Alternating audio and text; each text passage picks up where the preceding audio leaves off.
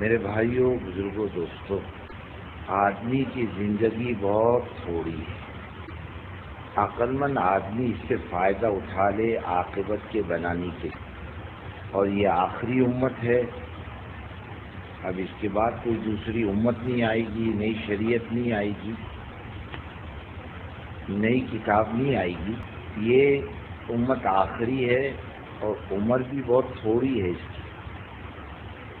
پچھلے نبیوں کی امت کی عمریں بڑی بڑی ہیں، اور اس کی عمر مابین 60 و 70، 60-70 کے بیچ کی عمر ہے اس کی، اور اوسط عمر بتلاتے ہیں 35 اور 40 کے بیچ میں۔ اس میں آپ تھوڑی دیر کے لیے دیکھو، 60 سال کی بھی میری تو 15 سال تو ہوش سنبھالنے میں جاتے ہیں، اور 30 سال سونے میں جاتے ہیں۔ بھائی آدمی کتنا سوتا ہے؟ 8 گھنٹے تو سوتا ہے، 6-8 گھنٹے۔ ایک حصہ تو چلا گیا سمجھداری کے آنے میں، اور 2 حصے چلے گئے سونے میں۔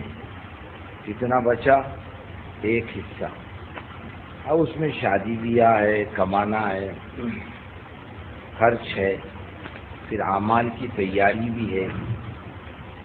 اس کو ملا کیا؟ کمائی کا وقت بہت تھوڑا، لیکن کام ملا سارے عالم کا، اور اس کا ثواب بھی پچھلے نبیوں کی امت کے نیکیوں سے زیادہ ملا۔ ایک آدمی دن بھر مزدوری کرتا ہے، ایک آدمی آخری حصے میں آتا اور مزدوری کرتا ہے۔ جس کو دن بھر مزدوری پر جتنا ملتا ہے، آخری ٹائم آنے والے کو بھی اتنا ہی ملتا ہے۔ کمائی دونوں کی برابر، بلکہ اس کی زیادہ بولے تو چلے گا جو آخری میں آیا ہے۔ لیکن اس کو اللہ تعالیٰ نے کام ایسا دیا ہے، اگر یہ کر لے اس کام کو، یوں سمجھو یہ نیکی کا بادشاہ ہے آخرت میں، اور اس انداز سے جنت میں جائے گا کہ ہزاروں اور لاکھوں کی تعداد اس کے پیچھے ہوگی۔ انبیاء پوچھیں گے یہ کون سا نبی ہے؟ لوگ کہیں نبی نہیں تو حضرت محمد صلی اللہ علیہ وسلم کا امتی ہے۔ اور پچھلے نبیوں کو بھی کام کا علاقہ محدود ملا، امت کا سوال ہی نہیں۔ اور بعض نبیوں کو ایک ہی خاندان کی نبوت ملی، اور بعض نبیوں کو یعنی تعداد کے اندر کام کرنے کی اجازت ملی۔ وَأَرْسَلْنَاهُ إِلَىٰ مِائَةِ أَلْفٍ أَوْ يَزِيدُ، یعنی 1 لاکھ کم بیش حضرت یونس کو ہم نے ایسے انسانوں پر نبی بنا کر بھیجا، اور عمریں بھی زیادہ زیادہ تھی ان کی، اور کام تھوڑا۔ اس امت کو کام بہت ملا، وقت تھوڑا، اور کمائی زیادہ۔ یعنی بعض مرتبہ حضرت جی رحمۃ اللہ علیہ ایک مرتبہ فرمانے لگے، ہم تو ابھی لاکھوں کی نیکی کی بات کرتے ہیں تو ہضم نہیں ہوتی۔ فرماتے نیکی کا ثواب اللہ کے کام کا کروڑوں تک پہنچتا ہے۔ اور ایک دفعہ تو فرمانے لگے مدینہ منورہ کے پرانوں میں کہ ہم لوگ بھی تھے، سب تھے۔ فرمایا انفرادی جتنے اعمال ہیں، یعنی بھوکوں کو کھانا کھلانا، ننگے کو کپڑا پہنانا، مسافر کو رات گزارنے کی جگہ دینا، نماز پڑھنا، روزہ رکھنا، زکوٰۃ دینا، حج کرنا، کسی کو راستہ بتلانا، ضرورت مند کی ضرورت کو پورا کرنا، حتیٰ کہ قرآن کا حفظ کرنا، اس کی بھی نیکی کی حدیں اللہ نے بتلا دی، یہ ملے گا۔ لیکن فرمایا جو اللہ کے دین کا کام کرتا ہو اس کو اللہ کیا دے گا، اس کی نیکی کی حدیں نہیں بتلائی۔ فرمایا کہ اس کا کوئی حساب ہی نہیں، اگر اس کی نیکی کا پتہ چل جائے تو دنیا میں تحمل نہیں، مر جائے گا خوشی سے مر جائے گا۔ اللہ اتنا بے حساب دیں گے، کیوں کھڑا ہے؟ کیا مقصد کھڑا ہونے کا؟ اللہ کا دین پورا، اور پوری دنیا میں اللہ زندہ کر دے، عزائم اس کے یہ ہیں۔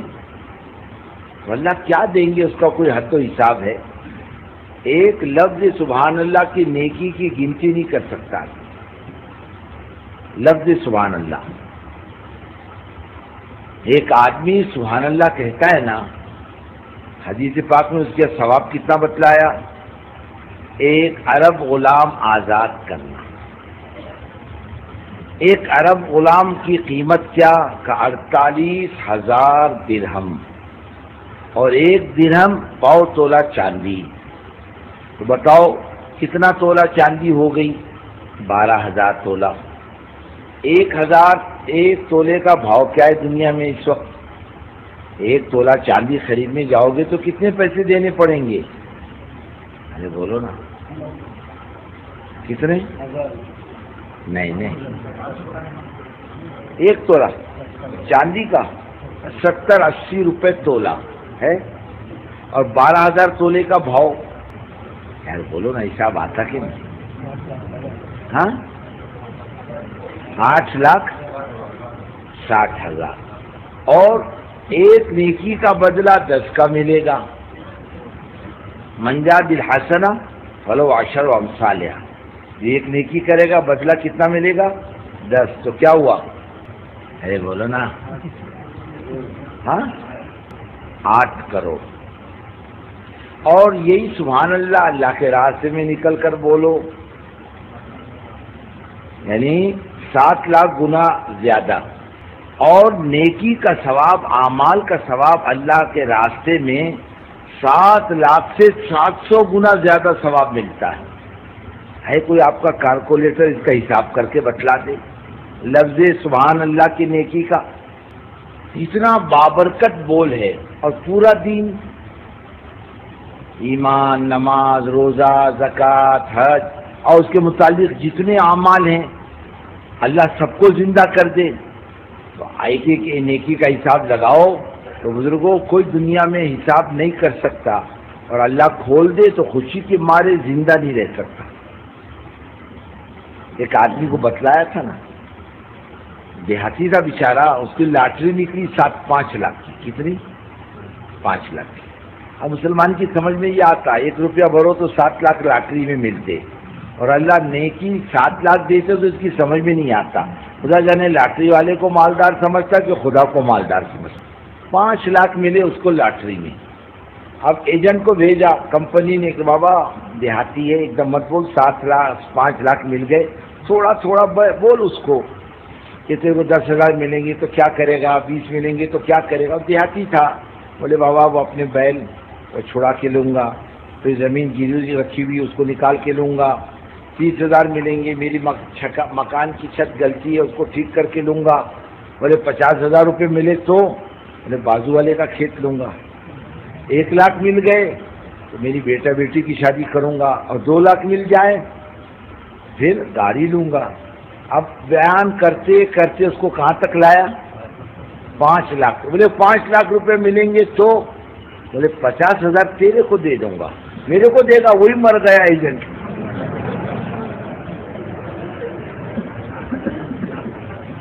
نے آدمی خوشی نہیں برداشت کرتا.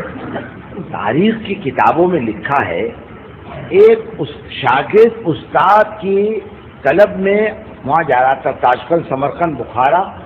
وہاں کوئی بزرگ ہیں صاحب نسبت ہیں، اور وہ حدیث کی کتاب بہت اچھی پڑھاتے ہیں. ہندوستان سے پیدل چلا تاشقند، سمرقند، بخارا جانے. راستے میں کسی نے اطلاع کر دی تیرے اس استاد کا انتقال ہو گیا جس کے پاس تو جا رہا تھا، صدمے کے مارے اس کا انتقال ہو گیا، تو میں محروم ہو گیا. حالانکہ اطلاع غلط تھی. دنیا میں آدمی خوشی بھی نہیں برداشت کر سکتا، غمی بھی نہیں برداشت کر سکتا، اس کے بس کی بات نہیں. اللہ اس زندگی میں دیں گے جہاں موت نہیں ہے، جس کو موت نہیں آئی.